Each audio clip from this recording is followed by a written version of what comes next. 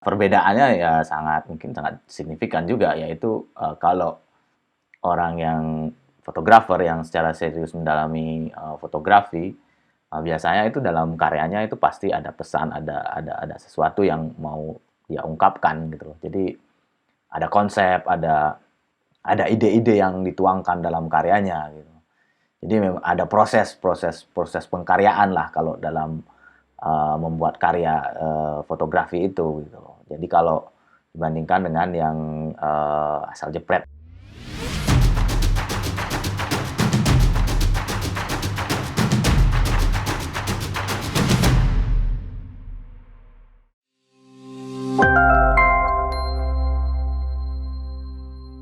Foto bukan sekedar alat untuk menangkap realitas dunia. Foto juga adalah alat untuk membentuk cara orang melihat dunia. Foto telah memainkan peran penting di dalam politik modern. Dia seringkali dipakai untuk propaganda dan manipulasi politik. Namun, foto juga sering memainkan peran penting di dalam proyek-proyek kemanusiaan dan membangun imajinasi kebangsaan. Halo Sobat Polgov, selamat bertemu kembali di dalam Polgov Talk. Saya Nanang Indra Kurniawan, dosen di Departemen Politik dan Pemerintahan. Hari ini kita akan berbincang dengan seorang fotografer yang sudah banyak dikenal karya-karyanya di berbagai majalah-majalah, di berbagai media-media online dunia. Putu Sayoga, seorang fotografer yang berasal dari Bali. Putu adalah seorang lulusan dari Departemen Politik dan Pemerintahan yang menggeluti dunia fotografi. Berikut kita lihat karya-karyanya. Putu Sayoga merupakan seorang fotografer profesional yang memiliki ketertarikan pada foto dokumenter. Selama ini, Putu Sayoga telah menghasilkan karya-karya fotografi yang indah dan menyiratkan makna mendalam mengenai budaya serta keindahan alam di Indonesia. Karya-karya beliau telah terbit di berbagai majalah internasional seperti New York Times. Kiprahnya dalam dunia fotografi menjadikan beliau tidak asing lagi untuk melihat serta menelaah fenomena sosial di Indonesia melalui lensa fotografi. Halo, Bli Sayoga, gimana kabarnya di Bali? Semoga sehat selalu ya. Baik-baik Mas, baik-baik. Gimana kabarnya juga nih? Ya, kabar baik di sini juga. Meskipun dalam situasi pandemi kayak gini, semoga kita diberi kesehatan dan tetap produktif ya. Bli, ini saya mau tanya sesuatu untuk awalannya.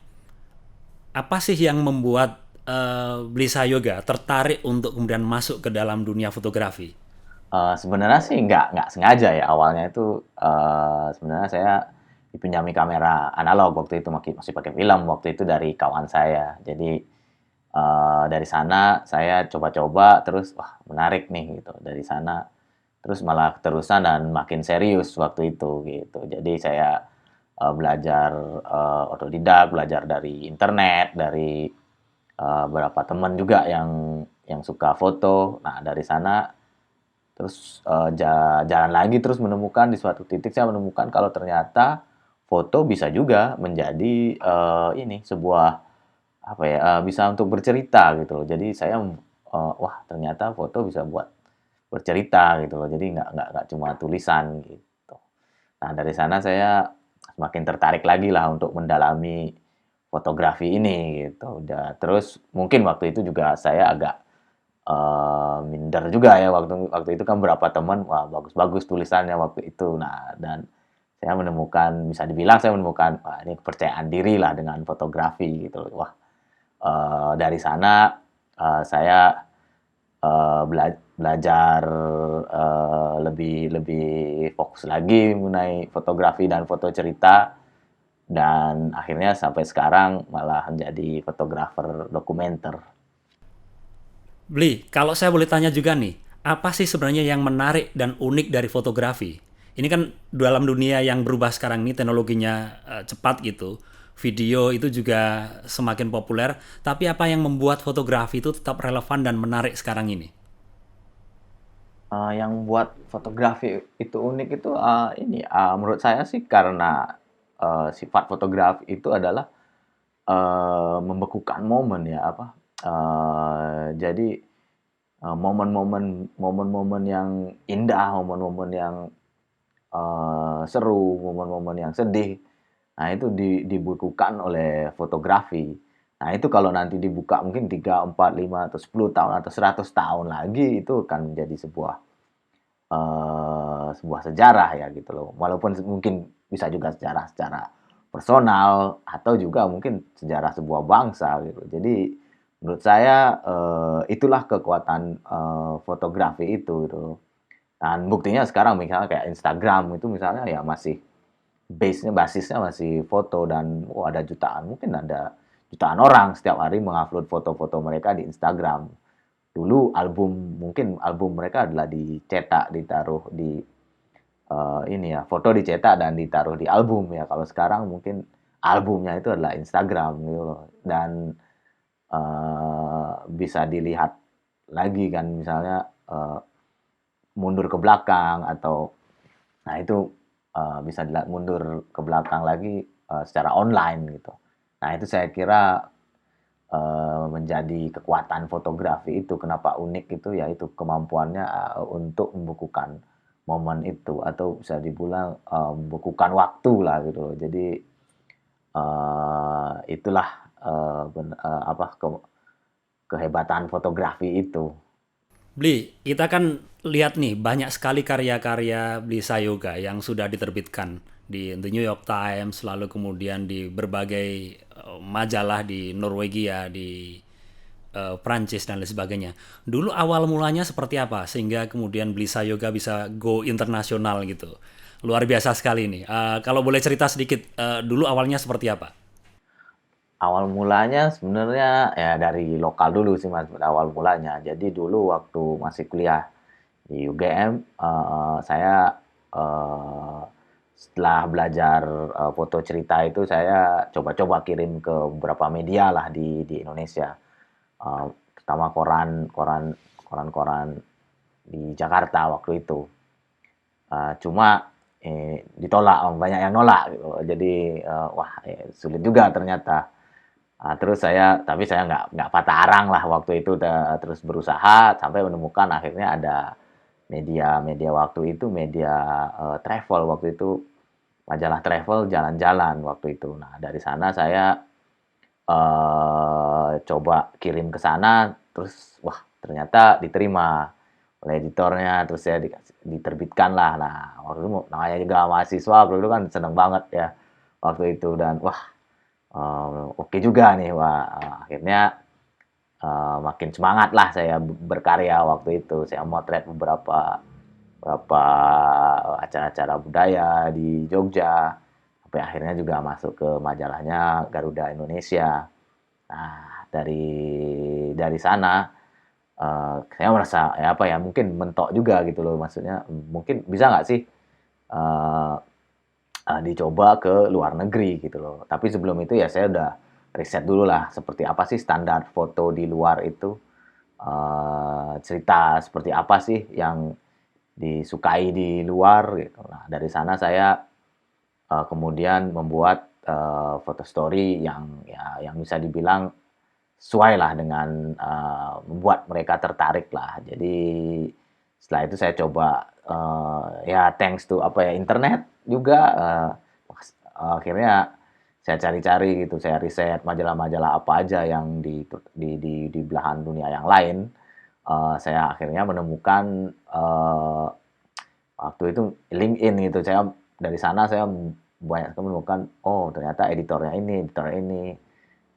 Saya kirim-kirim aja, nggak inilah maksudnya nggak pakai malu-malu ya, kirim kirim kirim dan akhirnya ada berapa yang nyantol, wah ternyata, ini juga apa, wah, bisa gitu. Jadi dari sana akhirnya saya reguler kerja untuk beberapa media-media asing. Bli, kalau kita lihat karya-karya yang sudah dipublikasikan itu ada banyak tentang kebudayaan. Misalnya Bali pastilah. Lalu kemudian kita cek itu kita lihat karya yang sudah dipublikasikan tentang Bromo, tentang Toraja itu luar biasa menarik sekali.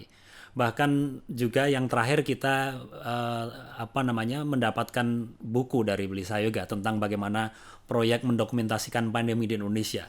Ini luar biasa sekali bagaimana fenomena politik, fenomena sosial, fenomena kebudayaan itu menjadi objek penting dalam fotografi yang Anda lakukan.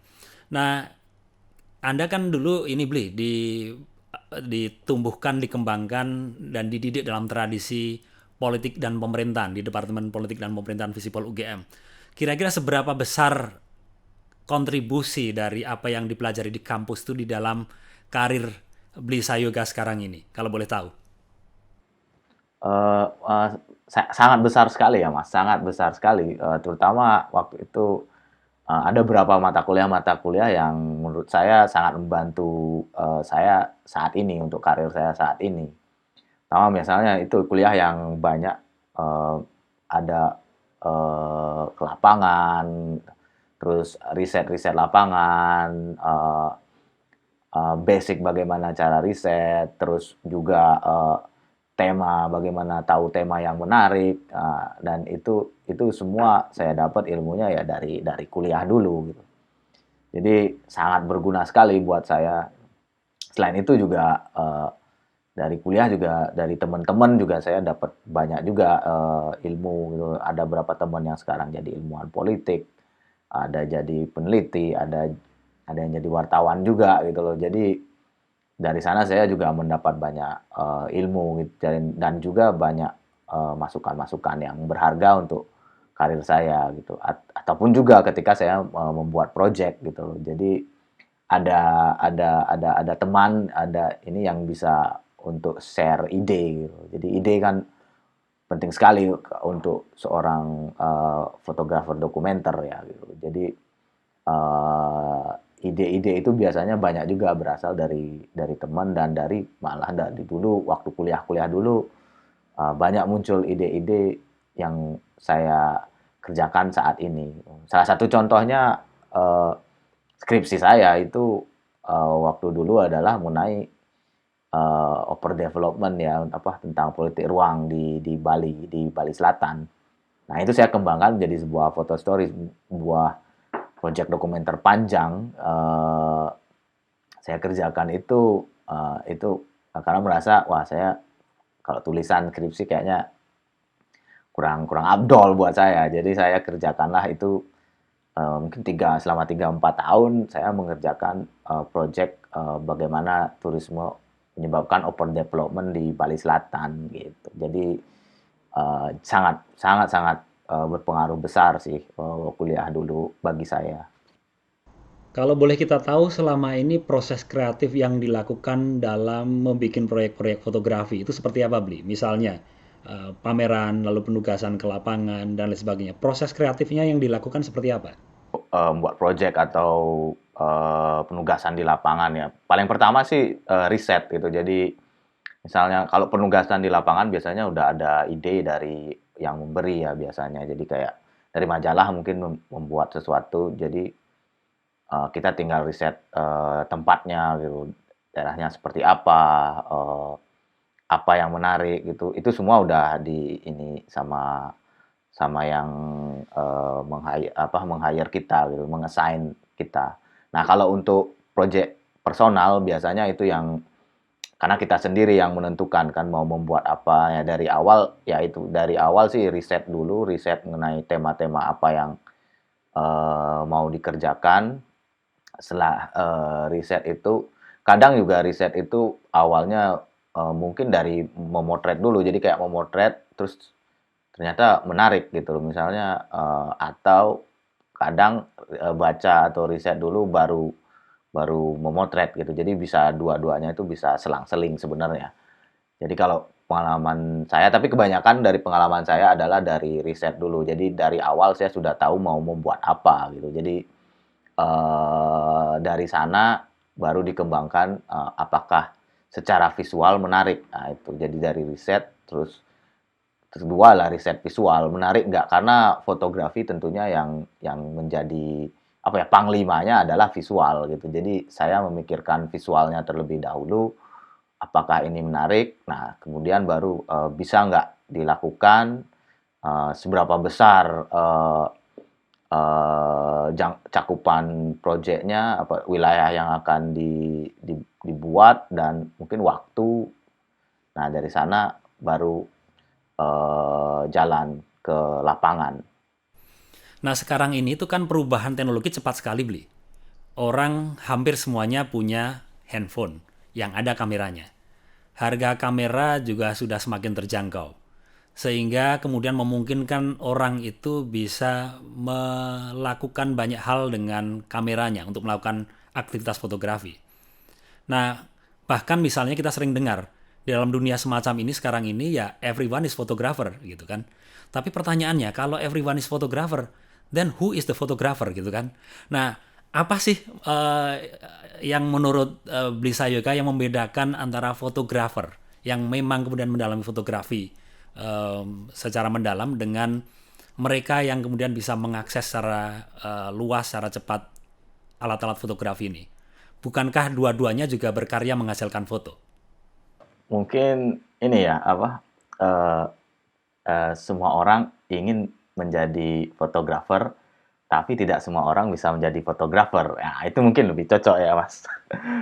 Jadi, menurut saya perbedaannya ya mungkin sangat signifikan juga, yaitu, kalau orang yang fotografer yang secara serius mendalami, fotografi, biasanya itu dalam karyanya itu pasti ada pesan, ada sesuatu yang mau dia ungkapkan gitu loh. Jadi ada konsep, ada ide-ide yang dituangkan dalam karyanya gitu.